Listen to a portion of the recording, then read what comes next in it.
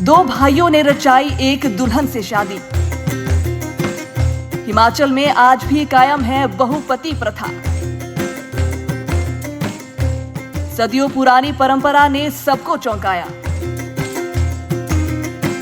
शिक्षित युवाओं ने निभाई जोड़ीदार परंपरा। एक दुल्हन, दो दूल्हे और तीनों की रजामंदी से बंधा अनोखा रिश्ता। जी हाँ, ये कोई कहानी या फिल्म नहीं बल्कि हकीकत है हिमाचल प्रदेश के सिरमौर जिले की, जहां आज भी जीवित है सदियों पुरानी बहुपति प्रथा।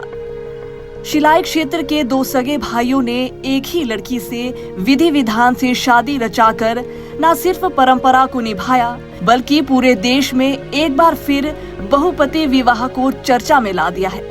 इस अनोखे विवाह में दूल्हे बने कपिल नेगी और प्रदीप नेगी दोनों उच्च शिक्षित हैं, जिसमें से एक विदेश में शेफ तो दूसरा सरकारी कर्मचारी, और दुल्हन सुनीता, जिसने अपनी मर्जी से दोनों भाइयों को जीवन साथी चुना। इस विवाह में हाटी जनजाति की पारंपरिक जोड़ीदार प्रथा का निर्वाह किया गया। वैदिक मंत्रोच्चार के बीच हुई ये शादी जितनी प्राचीन सोच से जुड़ी है उतनी ही आधुनिक भी है।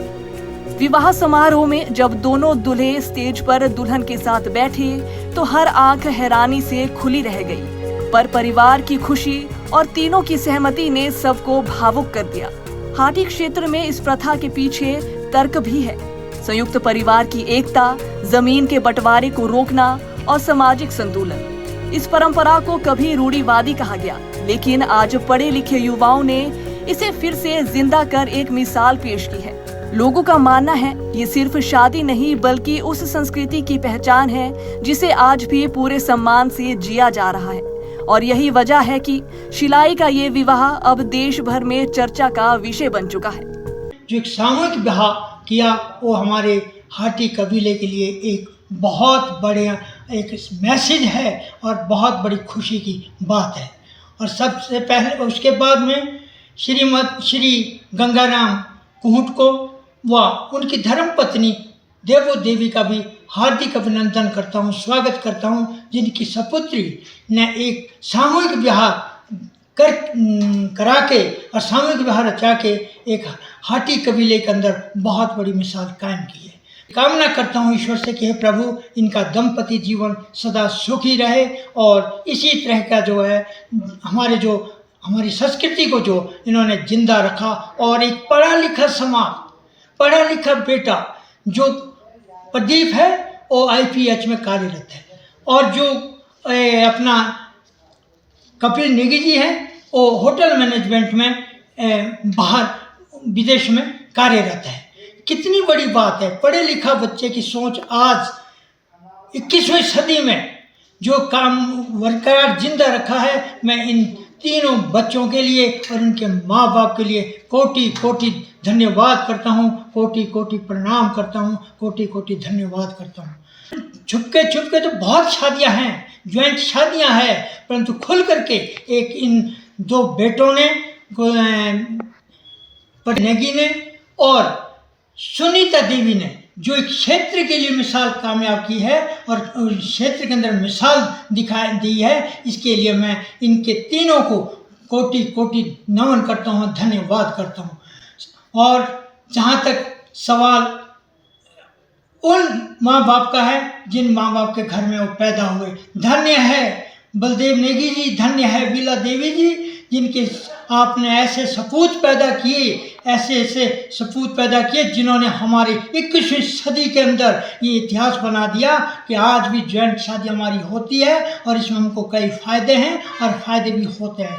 बता करता हूँ कि प्रभु इस तरह का व्यवहार हमारे हाटी कबीले के अंदर हर घर में होना चाहिए, ताकि हमारी संस्कृति, हमारी भाषा, हमारे रिवाज, हमारे रीति रिवाज कायम रहे, और हमारे बुजुर्ग जो आज हमारे बीच में नहीं है, पितृदेव, उनको भी इस बात का एहसास हो जाए कि नहीं, हमारी परंपरा को हमारी कोई वंशज, हमारी कोई पीढ़ी जिंदा रख रही है।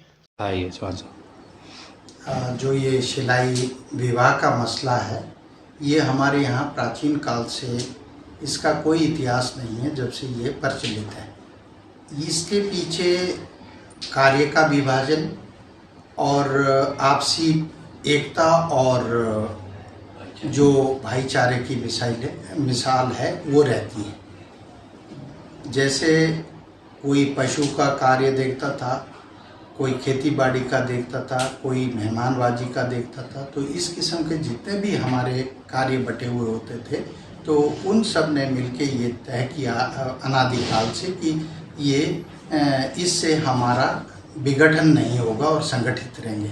और मूल जो बात थी वो ये थी कि उस दौरान बहुत ज़्यादा स्थिति थी कि ऐसी थी कि खाने को कुछ नहीं मिलता था, तो अलग अलग और बड़े परिवार ना होकर सब लोग सामूहिक रहें तो उनका भोजन व्यवस्था भी उचित होती थी और कार्य का बंटवारा भी उसी हिसाब से होता था।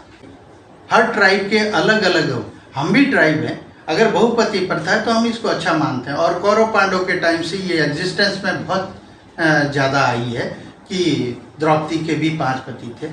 वो कोई ये ना तो ये ऐसा है कि कानूनी मान्यता नहीं है, आज भी जोड़ीदार के इंतकाल को हिमाचल हाई कोर्ट ने मान्यता दी नहीं है। ये पूरा उत्तरी भारत के बहुत सारे हिमालय क्षेत्र के अंदर है और इसका विवरण जो है अलग अलग टाइम में सोशियोलॉजी के रिसर्चर ने किया है। जैसे डॉक्टर YS परमार जी ने अपनी बुक में किया है पोलैंड इन हिमालयास, और बंगाल के बहुत सारे सोशियोलॉजिस्ट हैं जिन्होंने ये कार्य किया है।